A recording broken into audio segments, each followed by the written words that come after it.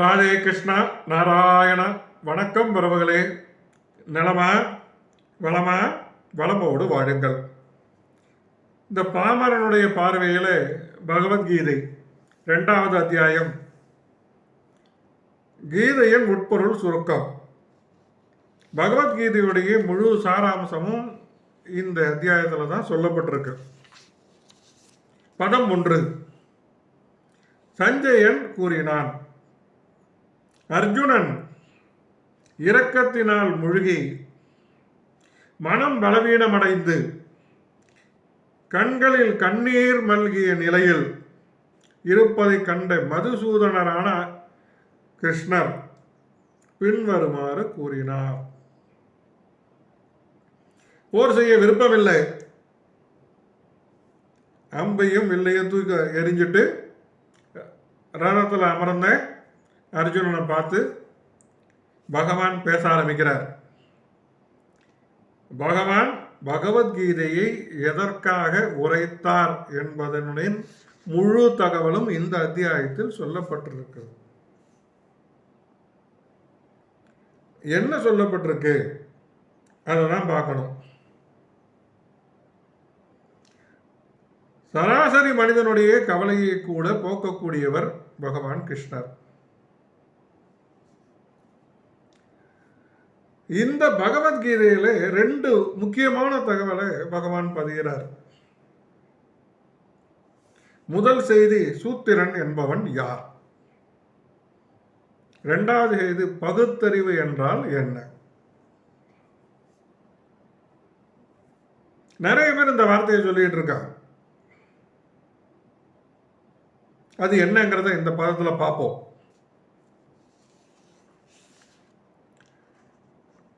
நாம் வாழ்ந்து கொண்டிருக்கக்கூடிய இந்த உடல், ஜட உடல், கண்ணால் காணக்கூடிய சூழ சரீரம் அழிவுற்றது. இதன் தன்மை நிச்சயமாக இதற்கு அழிவு உண்டு. இதனுள் சூட்சம சரீரமாக நித்தியமாக வாழ்ந்து கொண்டிருக்கக்கூடிய ஆத்மா இருக்கு. இந்த ஆத்மா எங்க இருக்கு, எப்படி இருக்கு அப்படிங்கிற நிகழ்வை, ஒரு செயலை எவன் பகுத்து அறிகின்றானோ, அதாவது ஜட உடல் ஆத்மா 2 விவரங்கள் இருக்கு அப்படிங்கிறது பகுத்து உணர்ந்து அறிகின்றானோ அவனே தன்னுணர்வு பெற்ற சுத்தாத்மா, பகுத்தறிவாளன். இப்போ நாட்டில் சொல்லிட்டு இருக்கிறானோ பாருங்க, பகுத்தறிவுன்னு. அதெல்லாம் இது இல்லை. பகுத்தறிவுன்னு சொல்ற எல்லாரையும் கேளுங்கண்டா, பகுத்தறிவுன்னா என்னடா பகுத்தறிவுன்னு கேளுங்க. நாம் யார் அப்படிங்கிறத பகுத்து அறிவதுதான் பகுத்தறிவு. இந்த பதத்தில் பகவான் இன்னொரு விஷயத்தை தெளிவாக விளக்கி காட்டுறார். என்ன அப்படின்னா, ஆத்துல ஒருத்தன் விழுந்துட்டான், அவனை காப்பாற்றுறதுக்கு முயற்சி பண்ணுறோம். அப்போ அவன் போட்டிருக்கிற ஆடை கிழிஞ்சிருது. இப்போ ஆடைக்காக போய் வருத்தப்படுறது. அப்படி வருத்தப்பட்டுக்கிட்டு இருக்கிறவன் தான் சூத்திரன். தேவையற்ற, அதாவது தேவையின்றி வருந்துபவன் என்று அழைக்கப்படுகிறான். சூத்திரன் என்பவன் தேவையின்றி வருந்துபவன். எதெல்லாம் தேவையில்லையோ அதுக்காகலாம் வருத்தப்பட்டீங்கன்னா நீங்க சூத்திரன். இதுல எங்கடா ஜாதி வந்தது? வர்ணாசிரமனால ஜாதி ஜாதி ஜாதி ஜாதி எங்க ஜாதி வந்திருக்கு?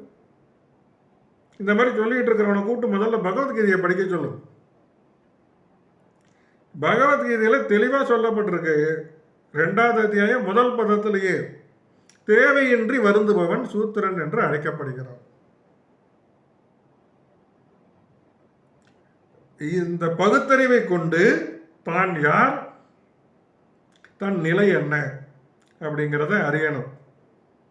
அதை விடுத்து இந்த சூழ சரீரத்துக்காக, ஜட உடலுக்காக தேவையின்றி வருந்துபவன் சூத்திரன். அர்ஜுனனும் சத்திரியன். நீ இதை செய்யலாமா அப்படின்னு பகவான் பேசுறார். இன்னும் சொல்ல போனா இந்த மதுசூதனா அப்படிங்கிற வார்த்தையே எதற்காக இந்த பதத்தில் சொல்லப்பட்டிருக்குன்னா, பகவானுடைய நாமங்கள் ஒவ்வொன்றுக்கும் ஒவ்வொன்று அர்த்தம். மது என்ற அரக்கனை அழித்ததன் காரணமாக மதுசூதனன் என்று பெயர். அதுபோல தன் கடமையை நிறைவேற்றுவதில் ஏற்பட்டுள்ள தவறான கருத்து என்ற அரக்கனை பகவான் அழிக்க வேண்டும் என்று அர்ஜுனன் விரும்புகின்றான். ஏன்னா அர்ஜுனனுக்கு தெளிவா தெரியும், தான் போரிடவில்லை என்றாலும் நிச்சயமாக போரின் முடிவு என்ன என்பது மிக தெளிவாக தெரியும். பகவான் இந்த இடத்துல பேசி தன்னை அறிதல் எனும் விஞ்ஞானத்தை விளக்குகின்ற நிகழ்விற்காக நடத்தப்படுகின்றது இந்த நிகழ்வு. அப்படிதாங்க 2வது அத்தியாயத்தில் முதல் பதம். நாம யாரு அப்படிங்கிறத தெரிஞ்சுக்கணும். அது பகுத்தறிவு. தேவையில்லாத விஷயங்களுக்கு வருத்தப்படக்கூடாது. அப்படி வருத்தப்பட்டா நாம் சூத்திரன். நீ வருத்தப்படலாமா அப்படின்னு பகவான் தன்னை உணர்ந்த ஆத்மாவாக இருக்கின்ற அர்ஜுனனை பார்த்து கேட்கின்றார். அடுத்து நடந்தது என்ன? வாங்க தொடர்ந்து பார்ப்போம். அதுவரை உங்களிடமிருந்து விடைபெறுகிறேன். என்றும் உங்களோடு பயணிக்கும் சகபயணி மதுரகவி கோபாலகிருஷ்ணன், காயாரிலிருந்து. உங்களுக்காக நான், என்றும் உங்களோடு தான் நான்.